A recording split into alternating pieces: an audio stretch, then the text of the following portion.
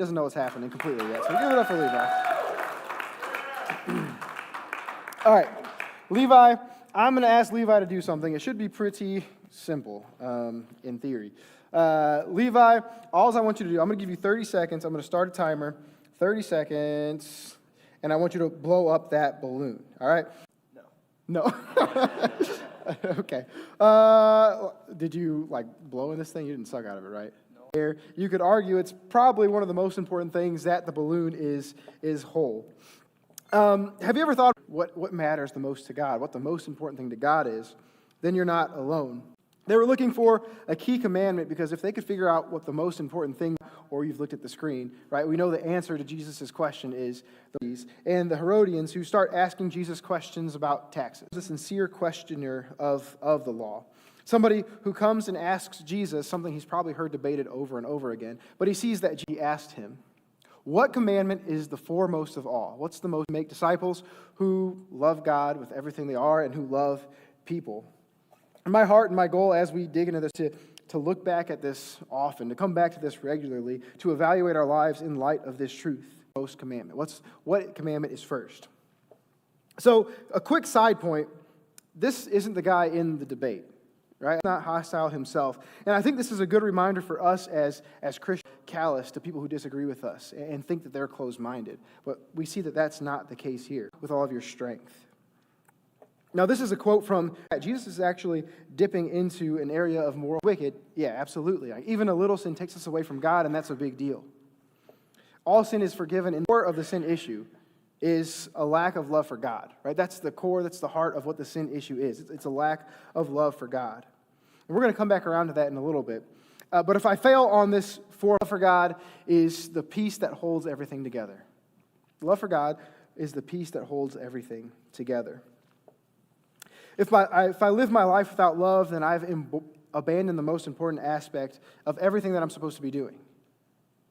I'm a Pharisee who did good at following the rules, but I neglected the weightier matters of the law. Right? I'm a Pharisee who's cleaned up the outside so that I looked nice, but I did nothing to the inside.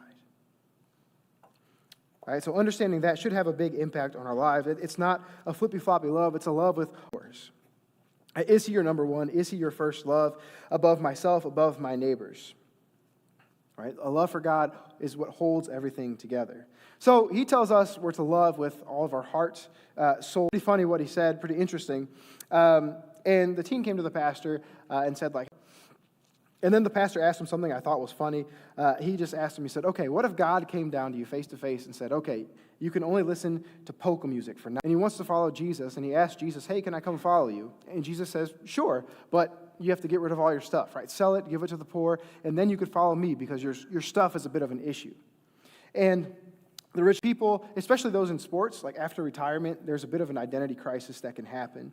Because, it makes sense. You do this thing for so long, and you find that Christ, right? Because of his love for me, because of what he calls me. I can know that I'm loved. And so our jobs, our sports, our hobbies, that stuff becomes supplemental to our identity in Christ, right? Here, it's supposed to be a form of worship, right? We're doing this to know God, to understand him better, to grow in our relationship with him, right? It should be a form of worship, not just to grow in trivia. Now, I can throw down on some Bible trivia. Trust me, if you guys don't remember, he's not here to defend himself. But I will say, last men's event, we had a trivia section, and my table won the Bible trivia section. So I will say, no offense, Pastor Jim, if you're watching, but for God. It's central to my existence. There's a passion that I have.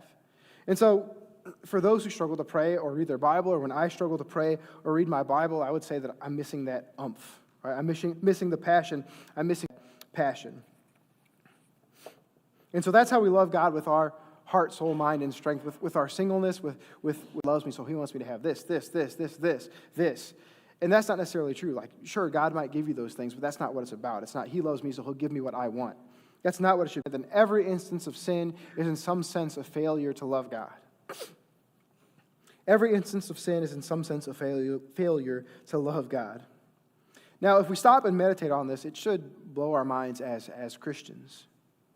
Because I'm not loving God when I sin, and that misunderstanding of the foundational morality of the church. The foundational morality is love, and so these rules are supposed to be just expressions of love that are calling us to be set apart like Jesus. And so when you look at the church, when you look at our lives, you should see lives of holiness. Right? We're called to die to ourselves, to put off sin, to watch our mouth, to watch what we look at, to work as hard as we can, like we're working for the Lord, to not partake of anything that's wicked or sinful, no matter how desirable it may be. Right? Sometimes, or if we feel that these rules are oppressive, then we're missing the point. We don't realize that it's about love.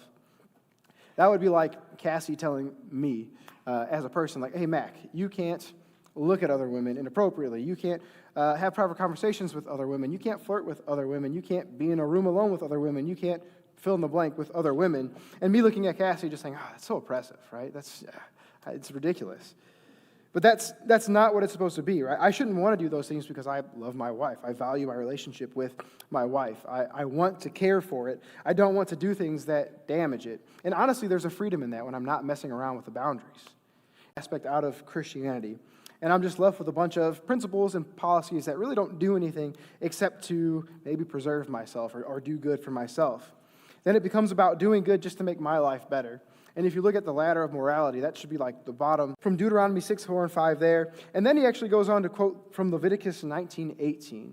And he tells us to love our neighbor as ourselves.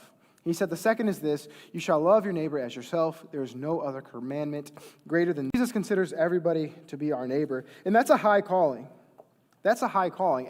I remember being a teenager in middle school, high school, and thinking like, oh man, I love everybody, right? Like I love everybody. I love humans in general was the same thing as loving people.